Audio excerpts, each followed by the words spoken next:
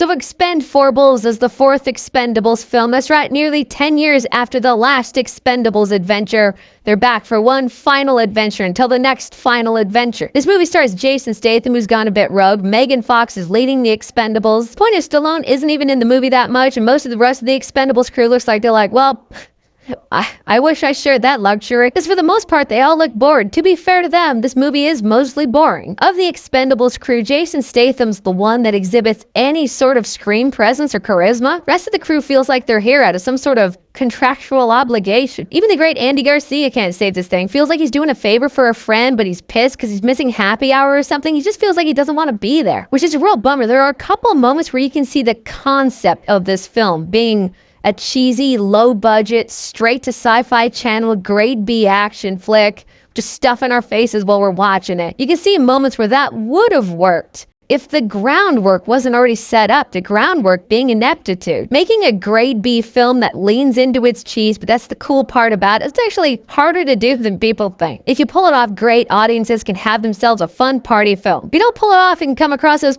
awkward, if not embarrassing. Going forward, I feel like Expendables should pull it back. From now on, just make Expendables Tony Jaa and Jason Statham. And they're going around kicking ass. The rest of the Expendables crew, they were... oh, what's the word? Sure, there's a word to describe them that very well could be a title of a film. The gunshots, the hits, they were actually pretty satisfying in that bloody, splattery kind of way. You know, I've been playing Mortal Kombat 1 recently. It just kind of tracked for my week. Fit right in. The hand-to-hand combat, stay with me on this. When it's not the legends at work, not good. The camera was far too close to the action. There was way too much shaky cam, probably because they're trying to write checks these bodies can't cash. Iko Uwais has the best fight in the film. That's why there's already a clip of it on YouTube before the film even came out. Again, there's the marketing telling you that's what the fights are going to look like in here.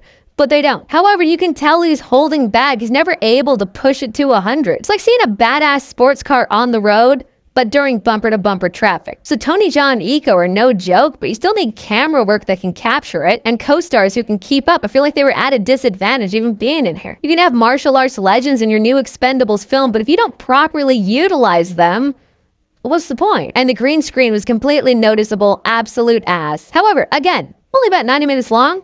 I can appreciate that. Feels like Expendables has lost the point that breathed it into existence in the first place. Yet as many action stars of yesteryear on screen together in an action film that celebrates the genre and decade that made them. This just feels like dollar store Fast and Furious, which is funny because Fast and Furious kind of feels like Expendables, so we're dealing with the chicken and the egg scenario now. And the very end of the film is...